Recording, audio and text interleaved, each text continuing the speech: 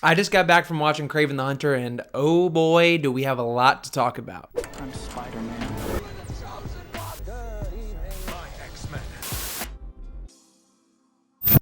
Before we get too far into this, we're on the road to 2,500 subs, and actually we're very close to 2,400. So if you're new to this channel, I would love to have you here. Also, leave your comments down below with your thoughts because I read every single one and I most likely will respond. Also, let's try to get this video to 50 likes. That would mean so much to me. Now let's get right into this because I have so much to say. First off, spoiler warning, I'm going to be talking about very specific characters and plot points in this movie because I just can't avoid it. I'm going to kind of go through the good, the bad, and the ugly with this movie. So let's start off with the good. Okay, now let's move to the bad, and then I'm just kidding. There is some good things with this film. First, we have the actors. Obviously, we know a lot of these actors in this film are fantastic actors. You've got Russell Crowe and Aaron Taylor Johnson in this movie. Very, very famous actors, but they can only do so much for the film. In my opinion, their presence and the charisma they bring to their characters is probably the best thing about the film, minus something that I'm going to talk about next. Aaron does a great job, but it's a very different Kraven than anything we've seen in any of the source material. Russell Crowe plays Kraven's father, and he is more Kraven than Kraven himself. And it's not just because he's Russell Crowe, but he acts so much more like Kraven that we're used to from comics and other media. I was also a big fan of Kraven's brother, Dimitri, who is the chameleon from Spider-Man. I didn't love everything they did with this character by any means, but I did really enjoy the acting performance from him. The next good thing about this movie, which I assume is going to be people's most favorite thing about it, is the action. This movie's rated R, so there's bound to be plenty bloody action sequences, and there are, but there's not nearly as many as I would like, nor do they go to the extent of it warranting an R rating in my opinion. There's maybe like 1 or 2 kills in this movie that warrant the R rating and some blood, but if you remove the blood, this could have easily been PG-13. I thought the R rating was really going to elevate this to a higher level than the Venom movies, Morbius, and Madam Web, but I don't think it took it far enough. I really enjoyed the way Kraven moved around like an animal, and honestly, I feel like Spider-Man could do some of these moves too. I think the action along with the actors were my favorite parts of the film, but I also have to admit the pacing of this movie was not as bad as I was expecting it to be. Yes, there are some parts that slow down and drag a little bit, especially when our titular character isn't on screen, but I gotta be honest, I was pretty entertained. Now right here is where we stop talking about the good stuff because while there isn't much left, there are some really fun Spider-Man Easter eggs in this film. I mean, they've done it with all the other Sony Marvel movies, but we get references to characters like Jackal. We have the Foreigner pop up, very obscure Marvel characters, but references nonetheless. Of course, we also have Chameleon, who is Kraven's brother, who is a very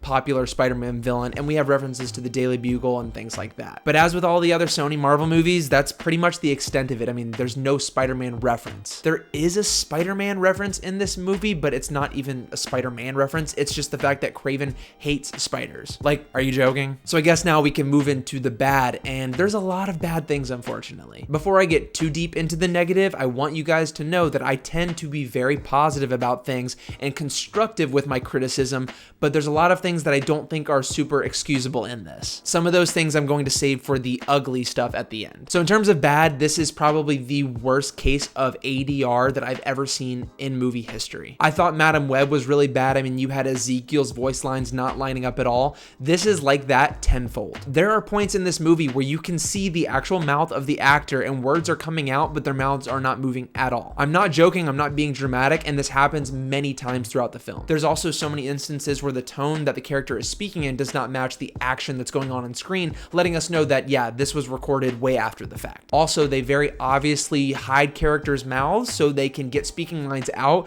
but you can kind of see their cheeks and mouths move, so you know they don't even line up. It honestly was funny to me, and it happened so many times that I was chuckling when it did happen. And it happens all the way throughout the movie until the very end. There's like a moment in the final battle where Kraven is just looking up like this, and he says, oh, I gotta get out of the way, or oh no, or something like that, but his mouth is just hanging open and he's not saying anything. It's kind of crazy. The next bad thing I want to talk about is kind of the first half of the movie. I did say the pacing was decent in this film, but the content within the movie is just very jarring. You spend the first hour of this 2-hour movie with young Kraven, not even Aaron Taylor Johnson. You see his origin story, and it's kind of hilarious because he has lion blood dropped into him, and then he gets lion powers or animal powers. powers. We also have Calypso in this movie, another Marvel character who is very present in this film and is very circumstantial to why Kraven has his powers and things like that. But again, it feels very circumstantial, meaning there's not a lot of reason to love why they're doing what they're doing. But anyway, like an hour through the movie, I'm like, where is Aaron Taylor Johnson? Like, is this going to be just the young Kraven movie? And there are some decent parts with the young Kraven storyline, but it's nothing new. It's very cliche. A lot of the plot elements in this movie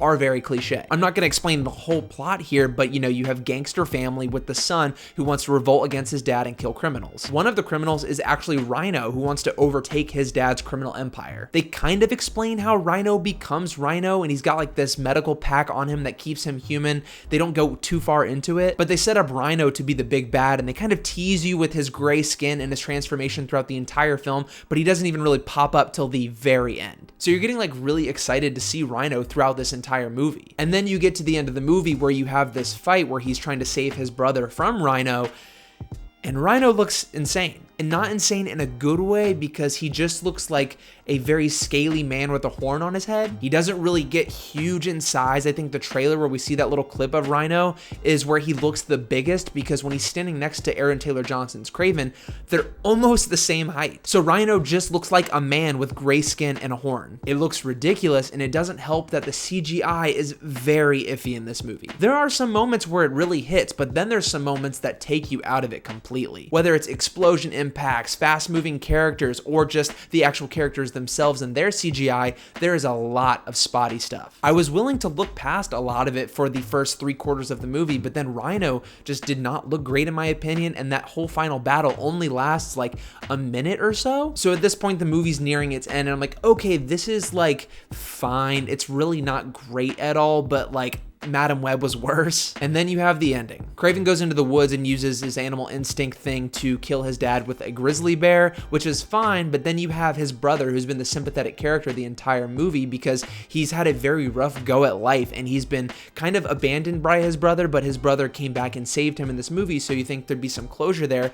But his brother just decides to take up the mantle that his father left after despising him for the entire movie and not wanting anything to do with him. He becomes the criminal lord and meets this doctor who gives him the chameleon powers, which he does kind of have chameleon powers in the movie, because the whole time his whole thing is that he can mimic other people's voices. He sings Harry Styles in the movie and you're like, oh, he's sounding like other people, so he's the chameleon. The characters even say that. But then at the end, when he turns heel and becomes the bad chameleon for some reason, we get a very comic accurate chameleon, and I don't think it looks great. We've seen so many different superhero movies, and we've seen good costumes, we've seen bad costumes, and when you're adapting something, there comes a point where you need to draw a line. Okay, does this look too goofy, or does this look really cool? For example, Wolverine this year, for the first time ever, wears the signature yellow outfit with the mask, and it looks incredible. For the longest time, they were so worried about how it would look and if it was too goofy, but the fans have wanted it, and they wanted to see it, and it looked amazing. So on one hand, you're like, okay, I want these characters to look as comically accurate as possible,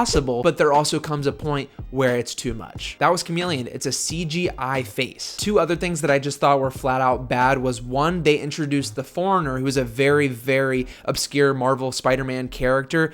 He makes an appearance, kind of hunts Kraven a little bit, and then just dies. Not interesting at all in my opinion. Don't think he needed to be in the movie. I would have rather had more time with Rhino. And real quick, I want to say the actor for Rhino looked like he was having a blast with this, and I really enjoyed his performance, but the execution of the character was just off. The last bad thing I want to talk about is the misleading marketing once again from Sony. They have done this so many times where you see the character in their comic accurate outfit and you see them in the poster with the comic accurate outfit, only for them to get said outfit at the very end of the movie. Along with that, the clips of him wearing that outfit in the trailer are not in the movie at all. That clip of him holding the spear in the cave, it's not in the movie. Period. It really frustrates me. This was no exception, and this leads into The Ugly. The Ugly is just Sony's Marvel universe. I've said this in so many videos now, but it baffles me that we've had so many Marvel Sony movies that are based around Spider-Man and Spider-Man related characters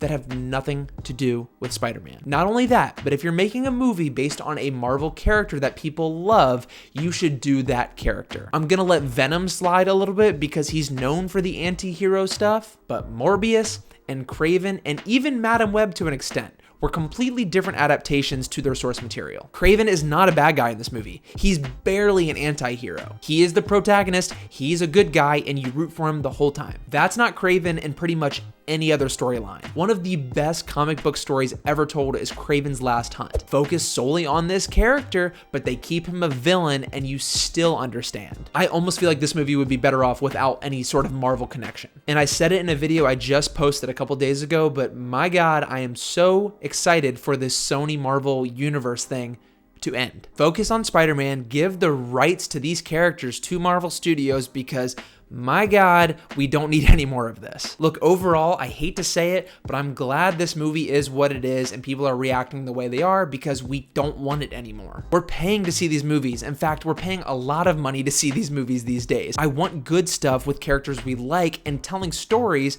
based on the characters we like, not switching them around and just completely abandoning the source material. I know that sounds negative, but look, we've had 3 Venom movies, a Morbius movie, a Madam Web movie, a Kraven the Hunter movie. We were supposed to have a El Muerto movie, which is canceled now. We were supposed to have a Sinister Six movie, which is canceled now, supposedly. And unfortunately, I'm glad. The whole Sony Marvel Spider-Man universe was a huge experiment, so wild that it even exists. Am I glad that it exists? Kinda, just because it was a very interesting thing to watch unfold, but I'm so glad it's over. Hopefully, we'll see. Overall, Kraven the Hunter is not the worst Sony Spider-Man movie. I leave that to Madam Web and perhaps maybe even Venom Let There Be Carnage or Morbius. Honestly, they're all just pretty middle of the road for me. This was definitely watchable and definitely a good time if you turn your brain off. Because a lot of things don't make sense with the plot, the characters' voice lines don't match their lips, and there's just tons of spotty CGI. Also, there's no post-credit scene and they don't set anything up besides the chameleon being a criminal mastermind, so they're not really connecting the movies they've made. And that's it. Hopefully, goodbye, Sony Spider-Man Marvel Universe. Let me know down below in the comments what you think. I'd love to hear your thoughts, your reactions, your theories as to how Sony can maybe right these wrongs, and I read every single one. I most likely will respond. I'll see you all very, very soon.